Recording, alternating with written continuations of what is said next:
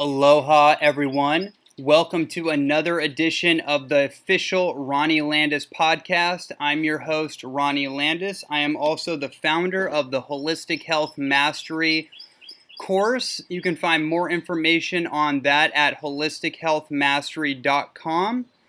And today's episode is incredible.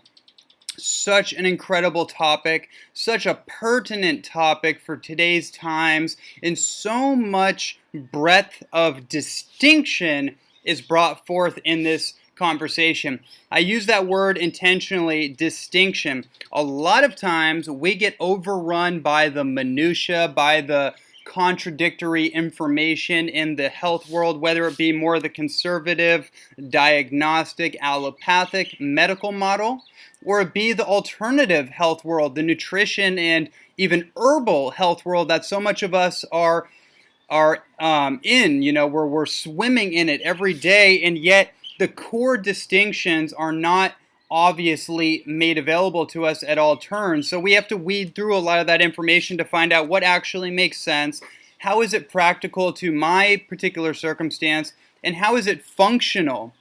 Functional nutrition is key here.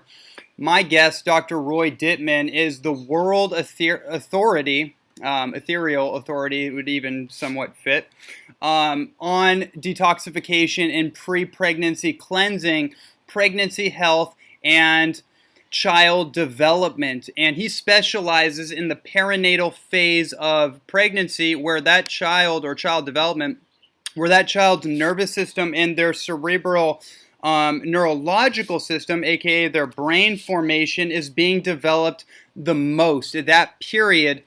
And this man brings forth so much information on this topic. It is incredible. And I've spent a few years actually in a lot of conversations with him just on the side. He endorsed my first book, The Life Food Peak Performance System, and wrote a little bit of information on pregnancy in that book. And really just an incredible individual in his life path. He shares his life path of living more of in a monastery, more of a raw vegan approach, given the directive of that lifestyle, and also finding himself out of that and more into what he would probably consider to be more of a balanced lifestyle. He goes into that and his perspectives on that, which I think are very enlightening and very helpful for people that are looking to conceive a child. That's what this is really about. That's what his work is about.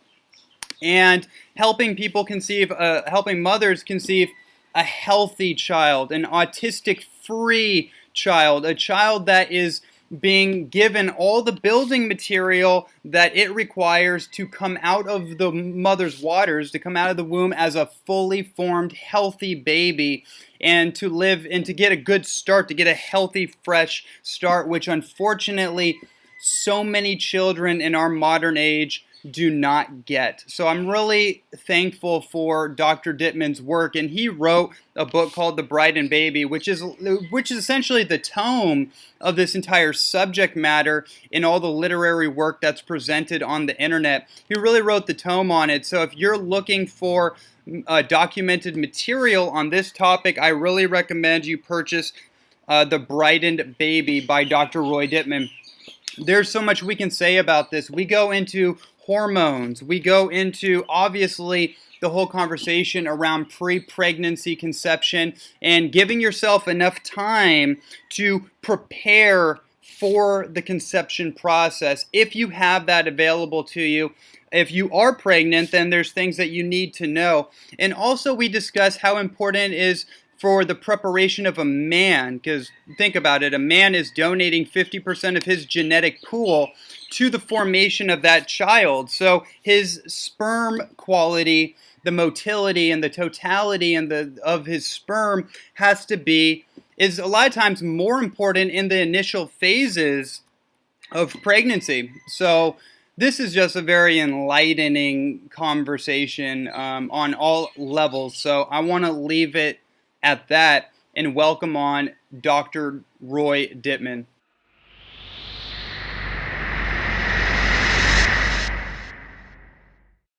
I have the honor of bringing on a guest today who has over 40 years of experience in the field of pregnancy, child development, and many different modalities in the field of nutrition.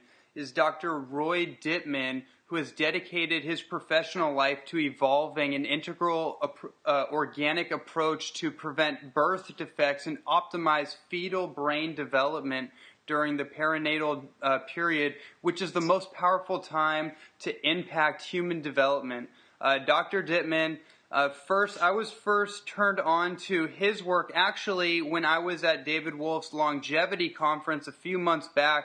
And out of all the speakers, all the amazing speakers that presented, Dr. Dittman got onto the stage at the end of the conference for 30 minutes. And in that 30 minutes, I was so inspired and activated by the very simple information that he brought forth, and his book that is being called by many people as the Bible for childbirth and pregnancy, which is called The BRIGHTON Baby, an organic approach to having an extraordinary child. When I picked up this book, I don't know what it was, but I got really excited and really inspired by the information. So without further ado, let me bring on Dr. Roy Dittman. Good morning, Ronnie. Good morning. How are you? Great. It's a beautiful day here in Anaheim, California. Oh, you're in Anaheim. Yeah, so we got a beautiful... Well, I was just out in the garden just picking some stuff from our organic garden. We have a pretty big garden here. Oh, wow. Right on. So I'm in the Bay Area right now, but I live in downtown Los Angeles, so we're not too far away. Got it. Cool. Yeah. Well, right on. It's a pleasure to have you on, and I think my viewers are going to be really excited to hear all the information and the different perspectives that you're going to bring to us. Absolutely. Well, I this is a very exciting subject to me when you mention the keywords human potential, because it's how I started. I started with studying philosophy when I was very young and studying linguistics and what's possible for human beings spiritually. I was a monk for about 10 years, and during that time, living a very strict monastic life and being a raw vegan and a vegetarian and celibate and doing very traditional types of scriptural readings and interpretations, I was very much, taken aback by how children in our world are raised. And it's funny because at the time I was studying tantric yoga with my Tibetan Buddhist teachers and with my Advaita Vedanta teachers studying spiritual philosophy. And I was also teaching yoga at the Los Padrinos Juvenile Detention Center. And it was very, sad to see kids in trouble. And I wanted to help them in some way. So, but I saw their parents, and I was kind of amazed, actually, that they survived living through what they did in the poor conditions. Later on, I would find out that these children were violent mostly because they had lead in their brains. Many of these children were incarcerated because they had extremely high levels of lead. And in those days, there was a lot of lead in the gasoline and in the paint. So when I realized that those children were actually quite amazing, that they adapted to so many horrible tragedies in their lives, to violent neighborhoods, and given what they went through, I was really impressed with them. And so when you say human potential, I think about what children can be if they're given a chance. And if we understand, we have enough compassion for where they're starting from. And oftentimes, kids don't get a very fair shot at life right from the beginning or even before they're conceived. Right. Yeah. Yeah, that's something that has been on my mind for a number of years, for a long time. Before I got into nutrition education, I was a martial arts instructor, and I led an entire school for a number of years, and one of my big focuses was on developing the youth of the future, and I've always had a passion for child development. And now in this arena, it really comes full circle, and it's inspiring the work that people like you are doing out there, because it inspires people like me to give us more tools and more clear-cut strategies on how we can not only inform the youth and the parents, but how we can give them tangible tools so they can understand what they're up against, and they can they can create strategies for like we're talking about developing human potential. Exactly, Ronnie. And that's why we are developing Brighton Baby and the Brighton Method here at the Brighton Foundation, and our focus is on how to give children the best possible start. And it also gives the parents a great start too, because who wants to have a really horrible pregnancy, or everyone, all women want to look better after their pregnancy. Absolutely. Before. So what we find is that when women really take care of themselves before conception and during their pregnancy, and cover all these what we call blind spots, they look better after their pregnancy than before. And I always thought that women kind of were got devastated. You see most women after their pregnancy and they bloat up and they look older. And through the years of studying this, I've come to the conclusion that women get a lot more depleted during their pregnancy than even doctors or they are aware of, depleted of zinc and minerals and important critical nutrients, because they're making an entire being in their womb. So one of the things I like to do amongst one of the methods is really build up her strength while at the same time eliminating critical toxins as well, and also balancing the system. A lot of people forget about how important balance is. Balancing the sympathetic and parasympathetic nervous system, the acid-alkaline balance, the oxidation reduction reactions, the different simple balance of minerals, mineral ratios in the body. These critical distinctions, without going into a lot of huge detail, because we could cover 3 days on that one alone. Right. But when you look at the details of these things and you can precisely balance your system out before you conceive, then especially as a male and future fathers, we can see that this makes a huge difference in the quality of life of your child and what they can achieve in their lifetime. And that's where parents get really excited about this whole issue and this subject, because almost no one talks about the bright side of all this. There's so much bad news these days about skyrocketing, epidemics of asthma, autism, Down syndrome, all kinds of birth defects. If you really look at it, 54% out of 100, 54% of babies born today, of children alive right now, have some kind of chronic condition, serious condition, like asthma or diabetes or childhood obesity or autism. And so autism is not the only thing that's skyrocketing. We also see, if you look at the mid-range chronic conditions of children, they're not serious, but just middle, you're talking about 80% of children in America today. That's just not acceptable. I just saw a movie called Unacceptable Levels that's produced by these really amazing people, Victoria Diorio and this really amazing guy named Ben. And they've just done a great job at getting the word out about why we're in the situation we are in. And it's been happening over many decades slowly. But now these children are unfortunately like the canary in the coal mine, and they're warning us that we are on the precipice of a complete, utter disaster as far as a next generation of America.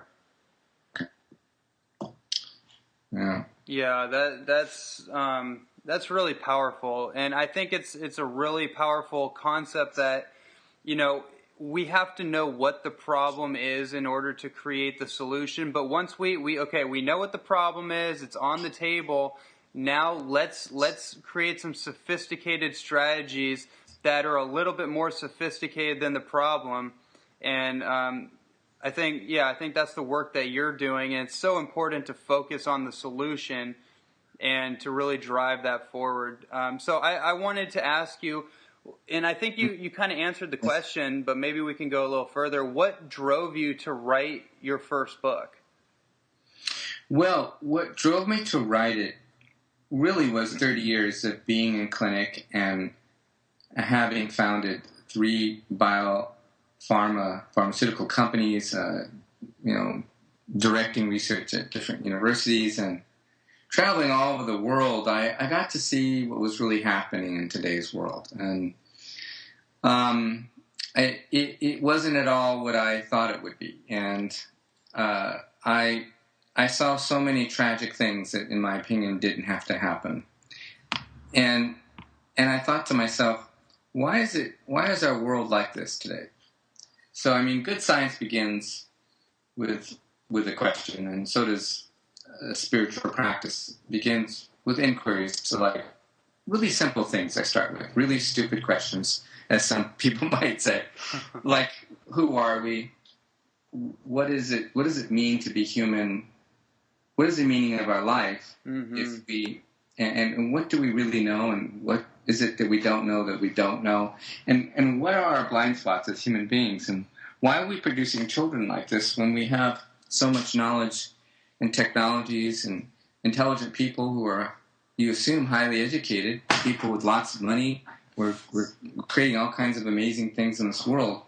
But what good is all of that book knowledge, that abstract, junk science, so to speak, which most of it is, actually. Yeah. It is, what good is all of that if we can't help our own children? And that's a basic question that I haven't answered, because I don't know. I don't know what's going on with, especially our country. I mean, I see other countries around the world, and you don't have to try to convince them to have a healthy family. They're like, of course we want to do that. Here, it's almost like people want you to enroll them into having a healthy family, which I don't quite get. Right. I'm an American. I'm about as American as it gets in my family history. Politically, in the military, in technology sector.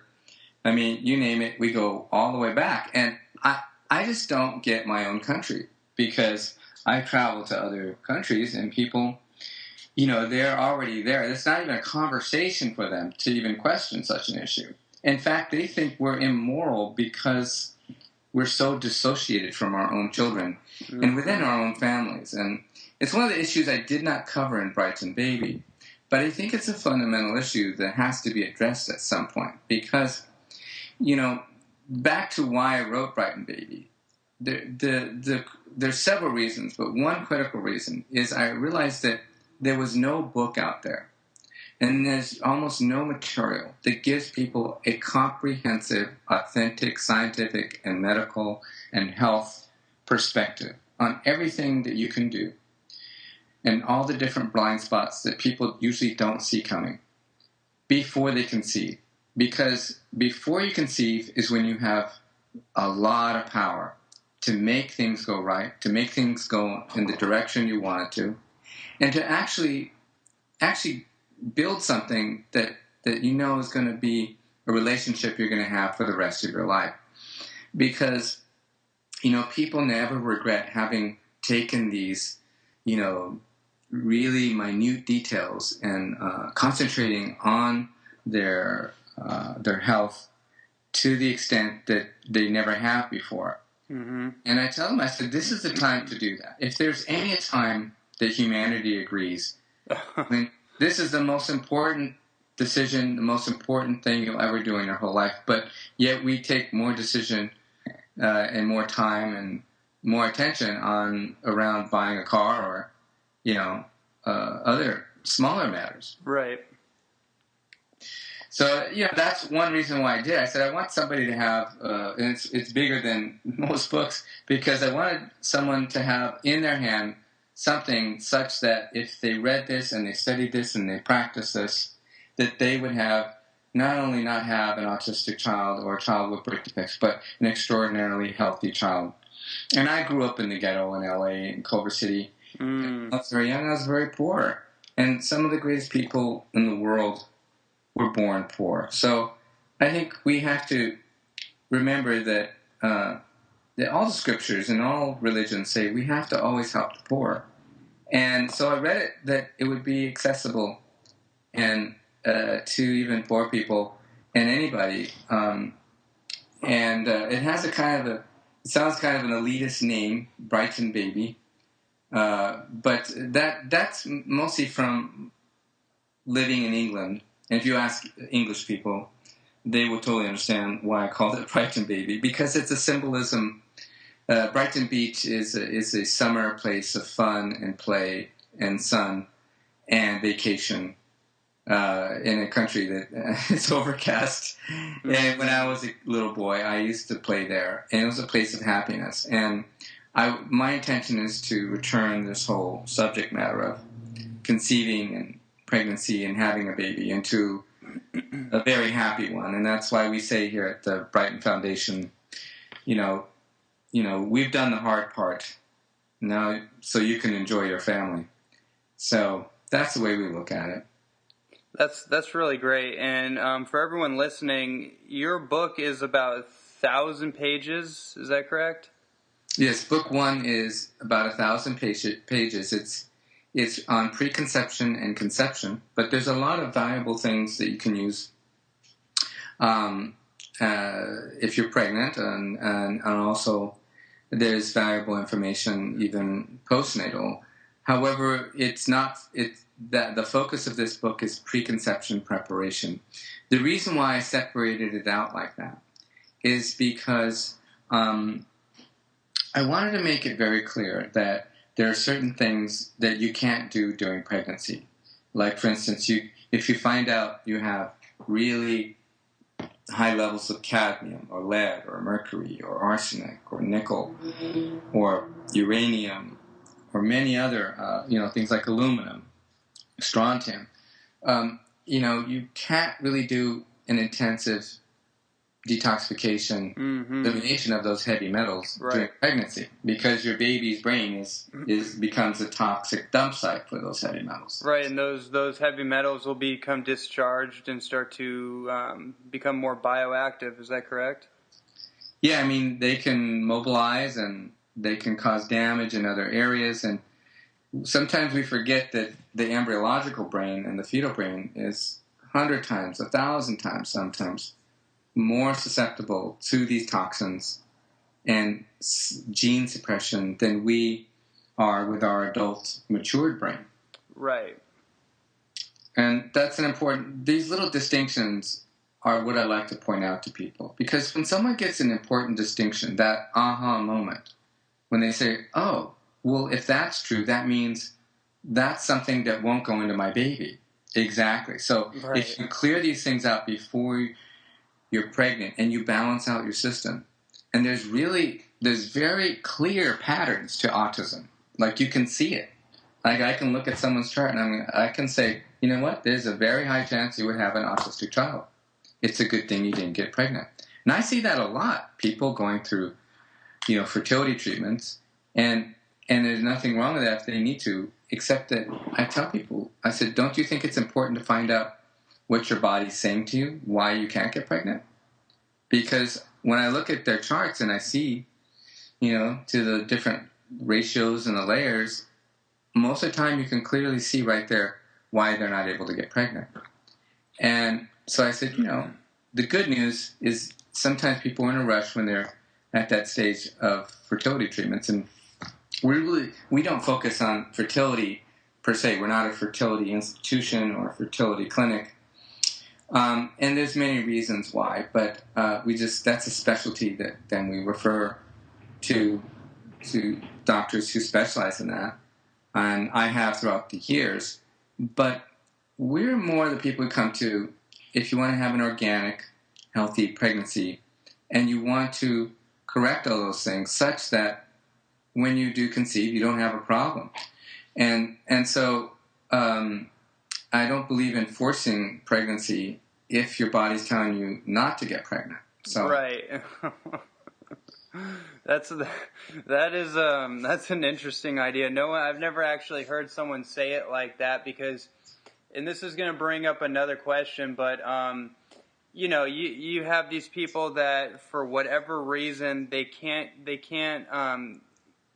have they can't give birth, or they can't conceive, and they keep trying. It's like this kind of like this mentality. It's this drive forward mentality, and we're going to do anything we can to make it happen. But it's like, well, wait a minute, back up, rewind.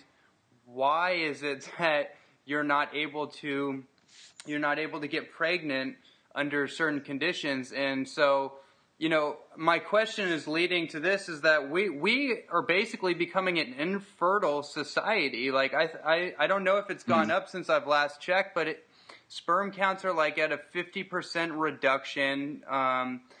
It may be way more than that. And so people are having a harder and harder time actually conceiving children. And so that's kind of what I want to drive forward with you, is like, why is that?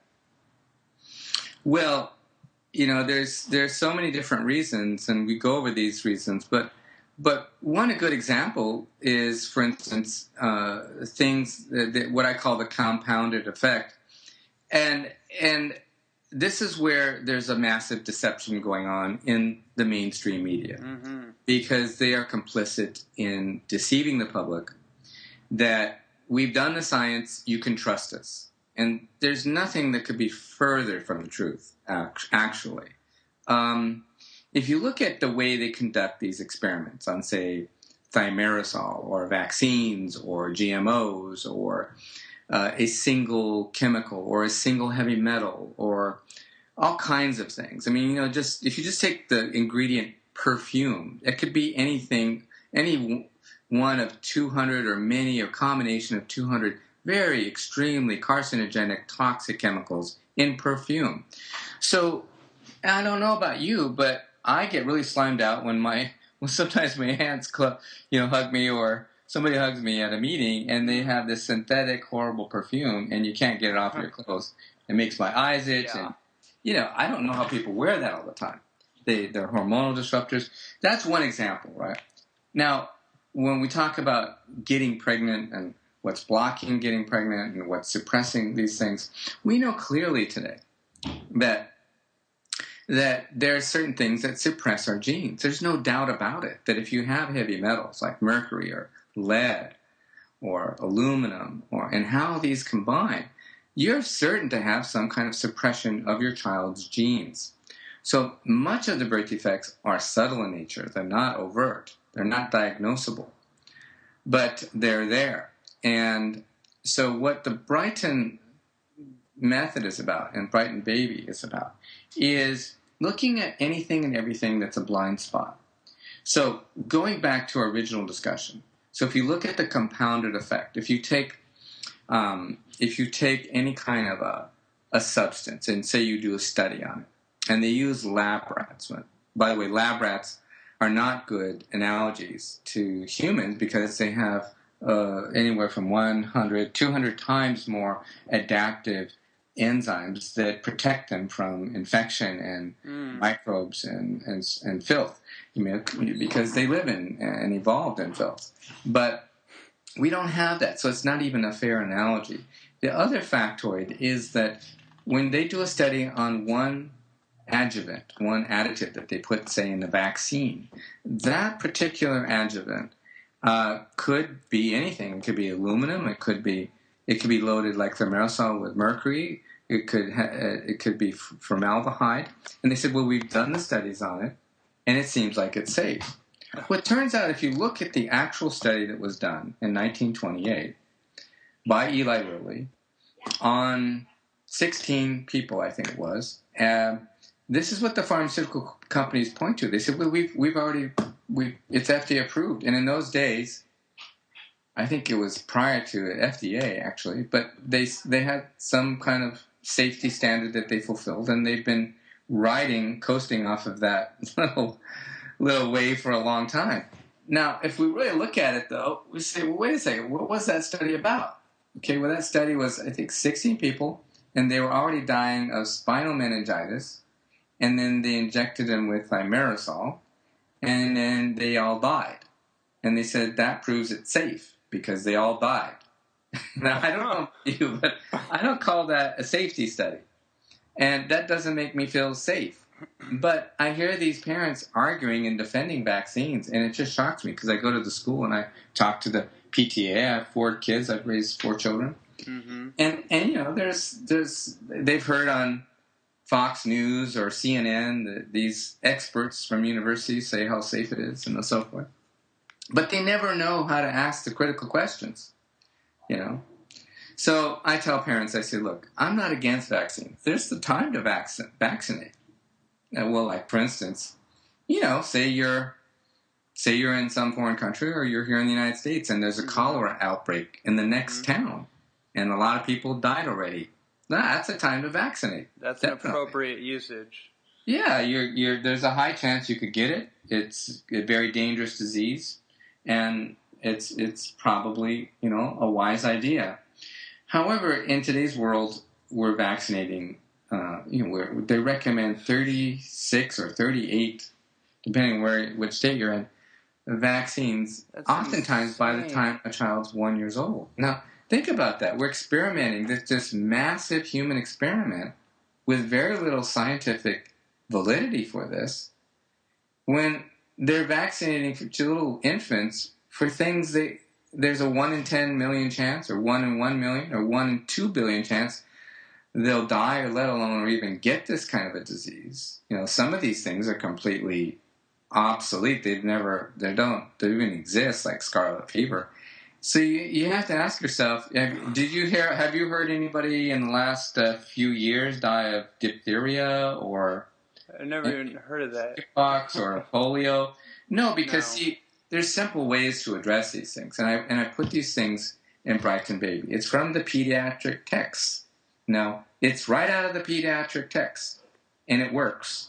And I've taken my children to all these different, you know, really filthy places. Chuck E. Cheese, with the kids with the boogers snot coming out of their nose, and I said, go play with those kids. And then I put them in an iodine and salt bath. That formula, and boom, it knocks it out. They never had any severe illness more than 2 days. Now, I don't know about you, but when I was a kid, I'd be out of school for 2 or 3 weeks with those. Yeah, right. So that's just not necessary. But, you know, we have to look at these compounded effects. Let's go back to this theme, because this is where we get deceived. When we look at the compounded effect of, say, the easiest analogy is a heavy metal. And, you can have one heavy metal, say like mercury, and then if you add copper to it, it's much more virulent. The same with saying things like copper and aluminum. Now, who studies this? I never heard an expert on CNN come on and say, hey, you know what? I've studied the compounded effect of copper and mercury, which since 1975 they put in people's teeth. That's a very dangerous combination if you look at how things got much worse after that. Now copper can act as a heavy metal in your brain, because when it's unbound, it can transform into adrenochrome in your brain. And I used to work in a mental institution. I've seen people on chairs thinking that they were cats their whole life.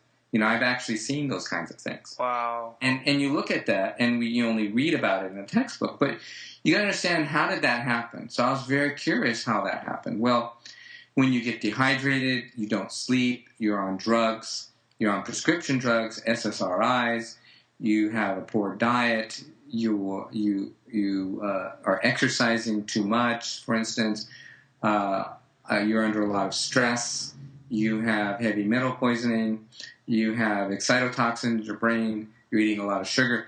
I could go on and on. You look at these people that are like this, and that's exactly their history. And so, to me, I'm like an investigator. I like to look at someone's history and I say, well, no wonder this person was like this, right? So it's the same thing with our children. If we look at the compounded effect of, say, copper, and it can be extremely toxic. It accumulates in the brain and the liver primarily. So if I say, we do some tests on someone, we find out, their hair, blood, urine, we say, look at that, and we say, okay, your copper is through the roof. You got really high copper, really low zinc, you have low adrenals, low thyroid, pituitary, hypothalamus are deficient, and you're an aerobic instructor, or you run marathons, you work too late, you don't sleep well at night. All these things, you got a disaster, and say somebody is 41 and they want to get pregnant. Also they have heavy metals. You see, so I can look at that and say, this would not be a very comfortable pregnancy for you, right? I would say that we can pretty much say that you would have morning sickness. You would have probably pretty severe. And I can say that probably your child would have colic. And because most of that comes from congested livers from the mother. Mm. And the other thing that correlates very strongly, and this is scientifically and medically validated now, and many medical universities have been studying this, and entire books are being written about it, is the connection between maternal infection and schizophrenia, autism, spectrum disorders, and bipolar disorders. And it's not just the women, it's just that that's one subject that they're discussing, because although the heavy metals don't hitchhike on the sperm cells in massive amounts, the damage that's done to the sperm by the heavy metals is definitely a huge factor in the quality of your child. And so I put a big focus on men, future fathers. There's 2 entire chapters, Man to Man, where I talk to men about why this is important for them to eat right, to take their supplements, to have themselves tested, to know what they've been exposed to. Many men have dirty jobs, and those are fun things to watch on TV, but, there's real people out there doing those real dirty jobs. Yeah. And the problem is they often have children with birth defects. And so I tell them, please get yourself tested. Please do these things before you have a child, right? Before, it's not too late. But so this compounded effect is really the thing they don't talk about in the mainstream media, see, because we're not a lab rat. We're not living in a sterile environment where they expose us to one substance and they see its reaction in our body. No, the average woman today in America has at least 232. That's the average. There's a lot that have twice as much as that. That these chemicals, in their blood right now. And when they get pregnant, do you think that detrimentally affects their baby's brain development and their overall development? Of course. Absolutely it does. But it's something that that's something that no one ever talks about in the media. Well, it's kind of like it's more comfortable just to kind of shoo it under the rug. Let's not pry too deep. Let's just kind of work around it, and let's distract ourselves with any number of modalities that we have. And yeah, let's watch the Super Bowl and watch a Super Bowl commercial about, and then God made a farmer, which it's like, well, what about an organic farmer? Because it's a big difference. If you're pregnant and you're eating anything with glyphosate anywhere near it, or GMO foods, you're in serious problems already right there from the newest research you see from Dr. Stephanie Seneff from MIT, who was very fortunate to have met with when I spoke at Autism One conference just last month in Chicago. Amazing research she's done. I really applaud her work and diligence in this area. She's discovered something that is very embarrassing for Monsanto. And we need to call these people to, to the mat and say, what the hell are you doing with our children? Because we should not be tolerating this. I saw this very thing, Ronnie, in Eastern Europe. I witnessed this firsthand. I lived in many countries throughout Eastern Europe, traveled to Russia and Ukraine quite a lot, and I can tell you that I witnessed the breaking up of the Soviet Union from this issue. People often think it was from Chernobyl or it was from Afghanistan war, and those definitely contributed to it. But one thing that made people infuriated in Russia was when they discovered after Chernobyl, and Chernobyl was a catalyst because it uncovered corruption at the big industrial plants all over the Soviet Union. In the mid 80s, especially, this was going on, and you saw people pretty much demand the resignation of their entire government. When Andropov was in there, he only lasted 2 months. And the reason that was told to me when I was traveling there by people who were very high up in the Russian government, is actually as high up as you get. And I was told by them that, yes, we messed up. And that's why they came out with perestroika or glasnost. They said, that means, just in Russian, it means truth-telling, right? And I think we need that here, Ronnie. I really do. I think America, we need truth-telling. We have to get it all, have these people come out of the closet and admit their crimes, and we forgive them, just like they did in South Africa. I'm not a vindictive person. Most people aren't. We're not mean people here in America, but we want to know what happened to our children. Absolutely. And something's happening here, and it's not our genetics like they're trying to deceive us with. There's no way that genes can mutate in one generation that much. Yeah, and that can go into a deep subject. But I think what you're really speaking to is just the real issue is that, you know, there's not enough truth telling going on, and it's bleeding out from the government, if you will, or, you know, that level of control, and it's bleeding out into the very basic fabric of our home environment, and it leads to our parents not telling the children the truth, and, you know, it's passing on generation to generation this behavior that I believe is actually subconscious, and our children are being taught to behave in this manner.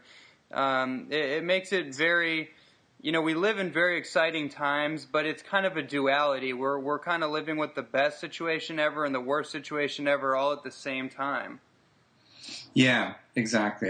And you know, I'm a longtime activist, Ronnie. And for me, I tell parents today, you know, it's gotten to the point where this has all these different issues are overlapped now. We can't separate them. We separate them in our own mind, and the media separates them.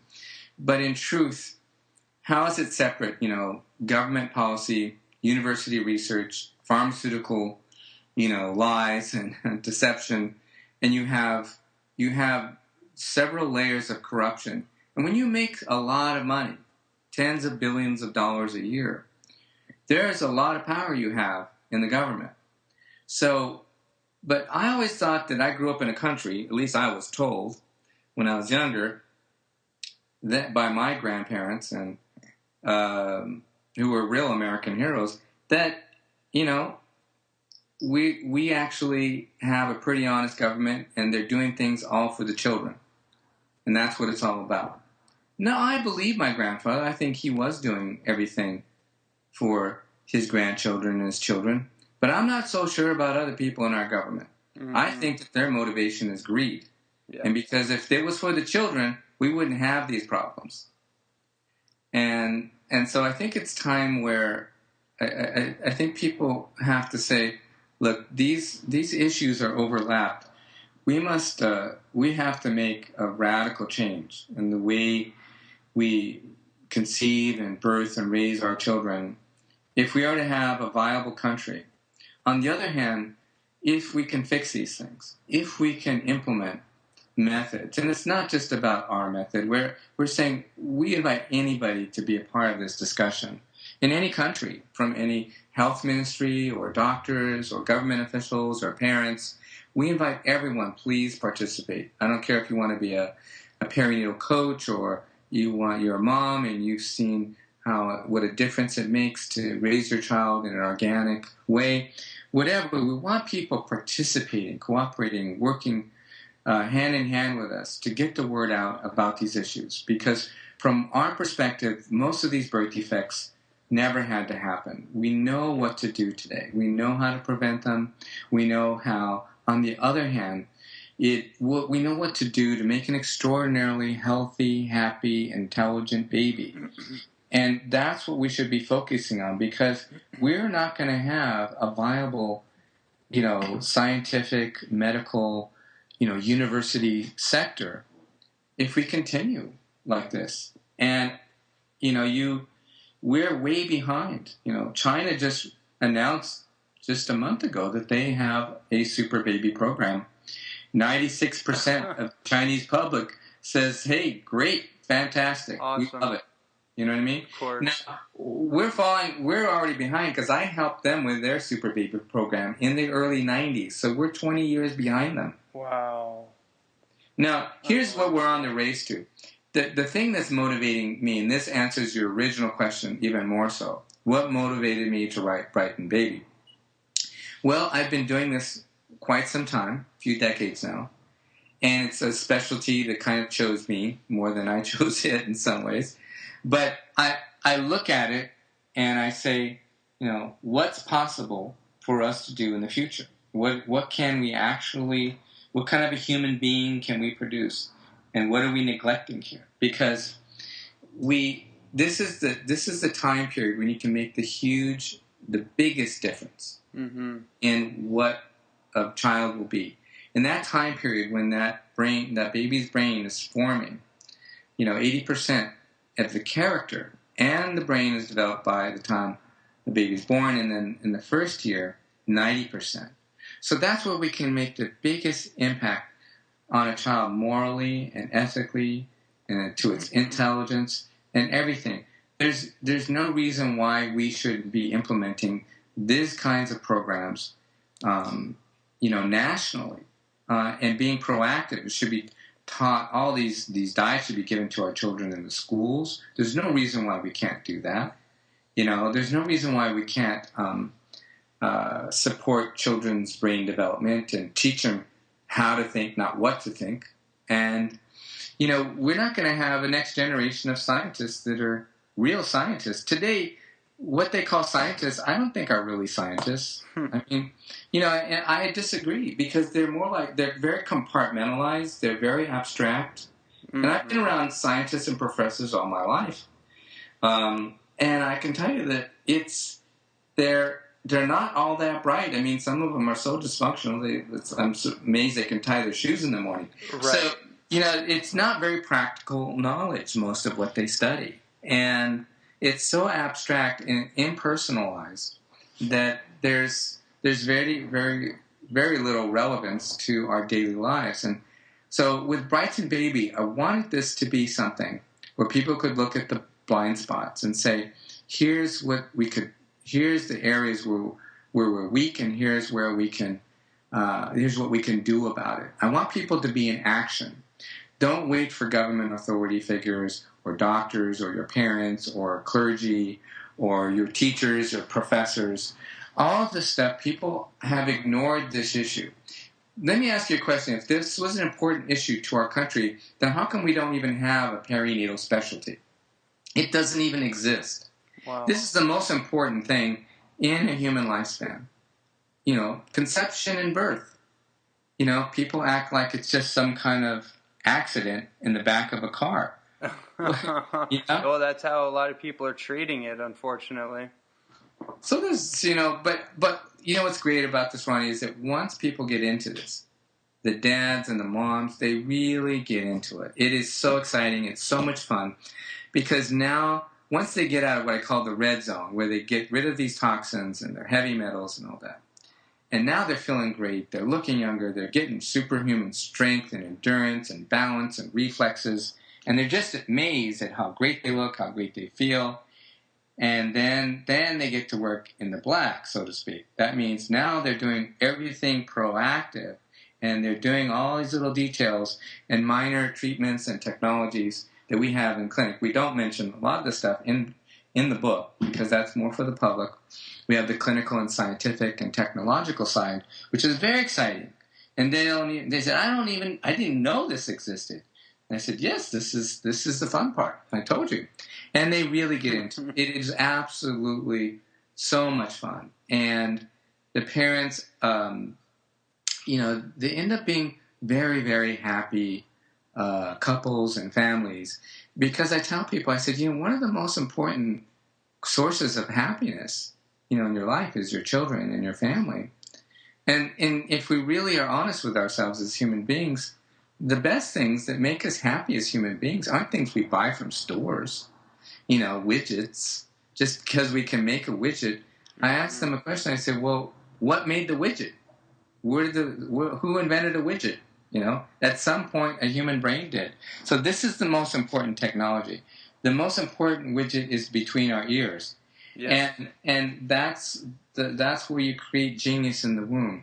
And I said, in the East, they say the mother is the first guru. And it's so true, because, as a mom, you have all the power to influence your child, everything you see and touch and listen to and feel, the love you feel for your child, rubbing the belly, talking to your baby, singing to your baby, telling your baby how much you love him or her, and the father doing the same thing. And you see these babies come out, and they're so sweet. And you don't realize it until you see it. And people say, well, Roy, you're so exciting, and every day you can't wait to get up. I said, because I can't believe people pay me for this. I would do this for free. Tell anybody. Uh-huh. This is fun, because I get to see miracles all the time. Wow. I get to see these kids come out where their parents really put consciousness into it. They meditated, they did tantra while they were conceiving, and they did all these details. They had acupuncture, and they were balanced, and their structures were working, and their physiology was balanced. And then they conceived in the right way. And you just can't believe these children. I'm looking at, it's like they're almost not human. They're just so amazingly aware right at birth. Mm-hmm. And it's almost like you're looking into the eyes of an adult. You look at them, and they're in a small body, but you can see there's something really deep there. It's quite amazing to look at. And I believe myself spiritually, because it's where I started. I started all this when I was, it's a long story, but just meditating in a garage at the ashram I was, living at the time in LA, and in 1977, and I was teaching prenatal yoga about that time.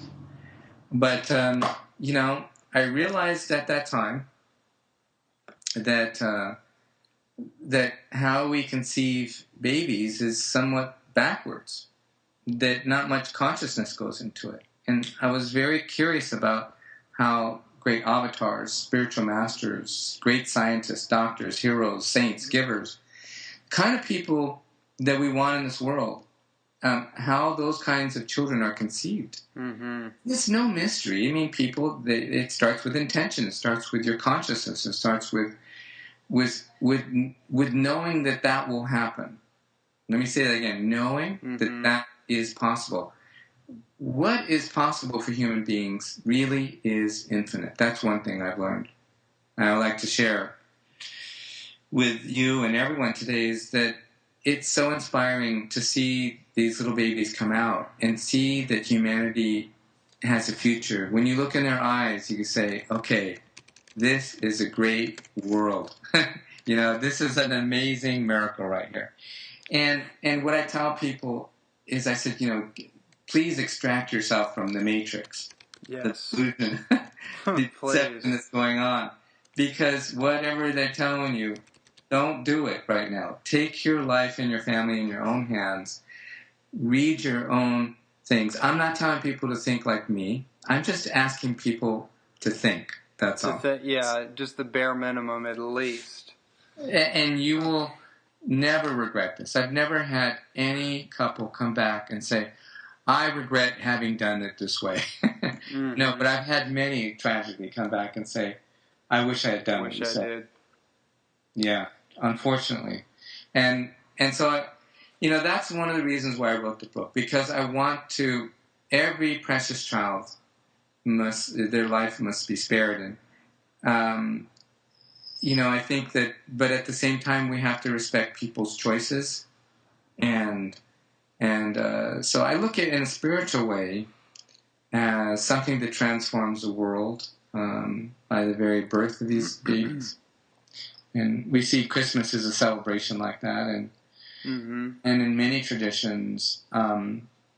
But, the best things in life really, really are free. Walking in nature, sunlight, singing, praying, meditating, spending time holding hands with someone you love, and, spending time playing with your kids and going out into the garden and picking, wonderful, freshly grown things with them, showing them how to make their own jam and, potent jun and yogurt and showing them that what really matters in life, Yeah. And you see, these children are never grow up violent like this. They grow up so compassionate and caring about others. And they grow up with the ability to think and understand and comprehend the world that they live in quite easily. They breeze through school. Yeah. That's wow. That's incredibly powerful, and I mean, I agree wholeheartedly, and it just it continues to motivate me and focus my attention on where I feel it needs to be. I feel like moving into the future as a nutritionist and as a public speaker and health educator. For myself, my focal point is actually going to be more on women's health, pregnancy, child nutrition, as well as the whole gamut that I like to focus on. But I feel like that is the most important thing, is the development of our children, because they're essentially inheriting the world that we give them, and for better or worse as it may be, they're the ones who have to contend with it, so we have to give them all the tools necessary. Yes, exactly. And if you think about it, all of our ancestors did that. Yes, right. This is a recent thing that we're going the other way. That, because back to that compounded effect, I really want to drive this theme in, because when people understand this compounded effect, now they understand the deception going on in the media. And when you just think about this, and I said this on Rebecca's show as well, is that if you take an LD1 test of mercury, that means a lethal dose of mercury for a rat, where out of 100 rats, 1 rat dies at that dosage, and another LD1 test for mercury, and then you combine them. Scientists projected that 2 rats would die, right? Because it's just the same amount, right? But no, 100% of the rats dies. Now, that's just 2 heavy metals, right? Very similar thing happens with things like, aluminum and fluoride, and, see, these are all in our bodies. Now, when you watch CNN and you listen to these so-called scientists and doctors on there, I don't mean to demean them, because they're good people. Generally speaking, they mean well. I just would request that they look a little more deeply into these issues and question their own theories a little bit more. But when you look at what they're actually saying, and you look at the fact that they don't mention that we have all these toxic chemicals, gene-suppressing heavy metals, ionizing radiation, aspartame. They have Splenda. They have they have these MSG, and you got all the stuff that's out there, and these all are circulating in that baby's blood because it's in the mother's blood, right? And maybe the sperm's already damaged because the father didn't eat well. And so, if you look at all those different factors, it's quite amazing that an embryo in the mother's womb can even survive, let alone live some kind of a somewhat healthy life. Now for me, I look at that and I think, why wasn't this a top priority like 50 years ago? Because, we knew about this we knew about a lot of these issues, even in the 30s. You can read these old studies. The government knew about it. These were reports before Congress. But these were ignored. Just like in the Soviet Union, corporations were given license to just pollute almost without any restrictions. California was the leading, state in the United States to start making some kind of restrictions on just, some of these standards of air quality and water quality, basic human standards, right? Mm-hmm. But when you look at the compounded effect of this, anybody with a 7th grade education can figure out that the compounded effect of all of these pollutants is disastrous upon the developing baby in the womb. And so, the baby can't speak for itself. And another reason why I wrote the book is the babies need a spokesperson. That's me. Mm-hmm. And that's it. That's you. That's everybody out there. These babies cannot speak for themselves. But if they could, they would tell you be doing what's in Brighton Baby. I'm pretty certain about that. And there's a little exercise I go through in Brighton Baby where I have the moms and dads as a kind of a meditation. They visualize themselves as a baby inside of their mother's womb. And without going into great detail and doing the whole exercise. But just imagine you're right now inside your mother's womb. And what would you want your mom to have? And what would you have wanted your father to have eaten like and to have done?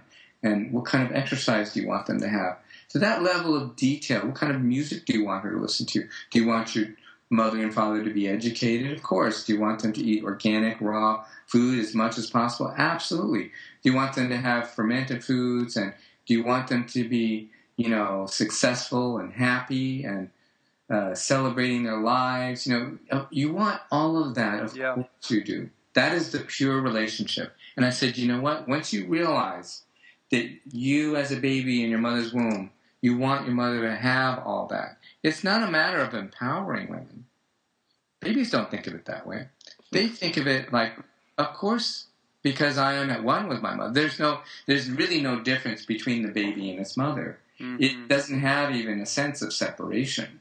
So it's prior to even the concept, as in Advaita Vedanta philosophy, they say that there is no separation, that is kind of a made-up linguistic phenomenon that happens out of our mind. But in reality, there is no separation. And the original sin was separation from God. And in a certain sense, that's what some of the religious scriptures mean. It's like when we're born, we feel the separation. But it's something that we make up in our minds. In truth, there is no separation. And so, of course, you want your mother and father to have all these things. And I say that's back, when we take ourselves back to that original innocence of what we feel like in our mother's womb, that love that your mother has for you and your father, that is the pure relationship. That is the untarnished relationship. Now go back and feel that right now. And what is it that you're going to do now such that your baby is completely secure, happy, enlightened, fulfilled? It's ready to live its full ontological and complete potential as a human being in this lifetime. And parents always have their own experience, but it's a very emotive experience because they start realizing things about the world, themselves, their own upbringing. And look, we have to forgive the past. So I don't expect people to do the exercise and go, well, you didn't do this for me. That's not the way to do it. Right. But just as a society. But you want to always forgive. Our parents did the best with what they had in those days. But think about it in a positive way. Think about if you do all of these things consciously, what's possible. We don't even know. Right, and that's the exciting part of it. This was an incredible interview. We are right at our time limit. Unfortunately, there was a whole bunch of questions that I wanted to dig into, but I think this was an appropriate direction to take this interview. I'd love to have you come back on at some point and dig into all the other technical aspects. I know you're a wealth of information, so there's of course going to be so much more to talk about. But for everyone listening, Definitely check out the Brighton Baby. Where can people find this book? Well, it's available on our website at brightonbaby.com, and also you can order through there, or you can also get it at many bookstores, have it, Amazon, and the publisher is Balboa Press. It's a division of Hay House. Balboa Press, they have their own website, and so it's doing very well. Our publishers are extremely happy with it. It is exploding all over the world. We're getting inquiries we have over a dozen countries that have inquired about Brighton Baby and their country, and ministers of health and so forth. So the world is finding out about this. I hope that everyone helps to spread the word. Thank you very much, Ronnie, and I'd be honored to be on your show again. Thank you. Yeah, once again, awesome interview, and thank you so much. Absolutely. Good day to everyone, and have a great, wonderful life, and be sure and stay in touch. Absolutely. Well, guys, you heard it here first. This was Dr. Roy Dittman. Check out the Brighton Baby. Phenomenal piece of work. So we'll catch you guys next time on the Expanded Health and Human Potential radio show.